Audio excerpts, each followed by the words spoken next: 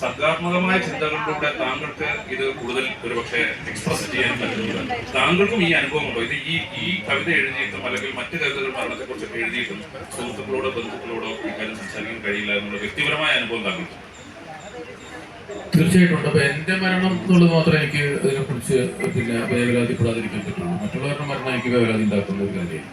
കാരണം അവർ നഷ്ടപ്പെട്ടു പോകാണല്ലോ എന്നുള്ള സംഭവം. ഞാൻ മരിച്ചു കഴിഞ്ഞാൽ പിന്നെ എനിക്ക് പ്രശ്നമൊന്നുമില്ല.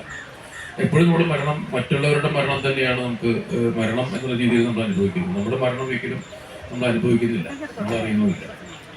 അപ്പോൾ അത് അതിനൊരു വിഷയം തന്നെയാണ്. അതുകൊണ്ട് ഞാൻ പലപ്പോഴും പല മരണങ്ങളും നേരിട്ട് കണ്ടിട്ടുള്ള ഒരു അങ്ങനെ ഇവിടെ അടുത്ത ബന്ധുക്കളുടെയൊക്കെ മരണം കണ്ടിട്ടൊക്കെ ഉണ്ട്. എൻ്റെ ഫാദറിൻ്റെ തന്നെ മരണം ഈ പറഞ്ഞ പോലെ നേരത്തെ പറഞ്ഞ പോലെ ഇന്റൻസീവ് കെയർ യൂണിറ്റിലേക്ക് കൊണ്ടുപോകണമെന്ന് ആളുകൾ പറഞ്ഞു നിർബന്ധിച്ചിട്ട് ഞങ്ങളത് തടഞ്ഞു. വേണ്ട, കാരണം 96 വയസ്സായിട്ടുണ്ടായിരുന്നു. അദ്ദേഹത്തിന് ഒരിക്കലും ഇനി പഴയ ഒരു ലോകത്തേക്ക് തിരിച്ചു വരാൻ പറ്റില്ല എന്നുള്ളത് ഞങ്ങൾക്ക് നല്ല ഉത്തമം ബോധ്യമുണ്ടായിരുന്നു. അപ്പോൾ സമാധാനമായിട്ട് എല്ലാവരുടെ അടുത്ത് കിടന്ന് മരിക്കുക എന്നുള്ളതാണ് ഞങ്ങളത് തീരുമാനം.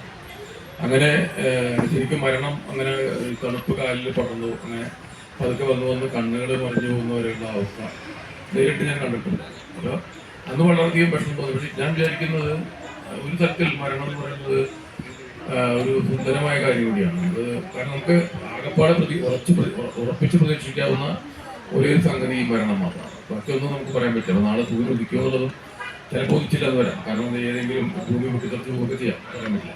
അപ്പം ഇതെന്തായാലും സംഭവിക്കുന്ന കാര്യത്തിൽ ഒരു സംശയമില്ലാത്തതുകൊണ്ടും അത് നമ്മുടെ ജീവിതത്തിൽ ക്വാളിറ്റി നൽകുന്നുണ്ട്. കാരണം നമ്മൾ ഇത്രയേ ഉള്ളൂ എന്നുള്ള ഒരു ധാരണ ഇപ്പം നേരത്തെ കൂടെ പറഞ്ഞ പോലെ തന്നെ മരണം എന്ന് പറയുന്നത് സുനിശ്ചിതമായിട്ടുള്ള വസ്തുതയാണെന്നുള്ളതും അത് എപ്പോൾ സംഭവിക്കും എന്നുള്ളത് പ്രവചിക്കാൻ കഴിയില്ല എന്നുള്ളതും നമ്മുടെ ജീവിതത്തിനെ കൂടുതൽ അർത്ഥവത്താക്കുന്നുണ്ട്.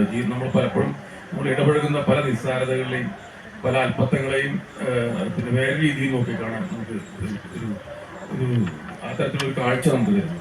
അപ്പോൾ ഇപ്പോൾ നമ്മൾ ചുറ്റുപാട് കാണുന്ന തരത്തിലുള്ള രാഷ്ട്രീയമായിട്ടുള്ളതോ അല്ലെങ്കിൽ പല അധികാരത്തിന് വേണ്ടിയിട്ടുള്ളതോ അല്ലെങ്കിൽ വർഗീയ ബന്ധപ്പെട്ടിട്ടുള്ളതോ അത്തരത്തിലുള്ള വളരെ നിസ്സാരമായിട്ടുള്ള അസംബന്ധം നിറഞ്ഞിട്ടുള്ളതുമായ പല കാര്യങ്ങളെയും നമുക്ക് വേറൊരു കണ്ണിലൂടെ കാണാൻ മരണമുണ്ട് എന്നുള്ള ഒരു അറിവ്.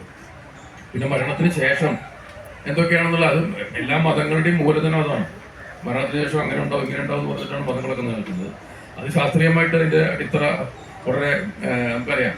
അപ്പോൾ അതുകൊണ്ട് അതിലേക്ക് കിടക്കുന്നില്ല. എങ്കിലും പോലും മരണത്തിന് ശേഷമുള്ളതോ അല്ലെങ്കിൽ ജനത്തിന് മുമ്പുള്ളതായിട്ടുള്ള കാര്യങ്ങൾ തീർത്തും അജ്ഞാതമായിട്ടുള്ള കാര്യമാണ്. ഈ ഇപ്പോൾ ഉള്ള സമയം മാത്രമാണ് യാഥാർത്ഥ്യമായിട്ടുള്ളത്. അതും വളരെ ക്ഷണികമാണെന്നുള്ള ഒരു അറിവ് നമ്മളെല്ലാ സാധാരണ മനുഷ്യരെ പോലും ദാർശനികരാക്കുമെന്നാണ് എനിക്ക് തോന്നുന്നത്.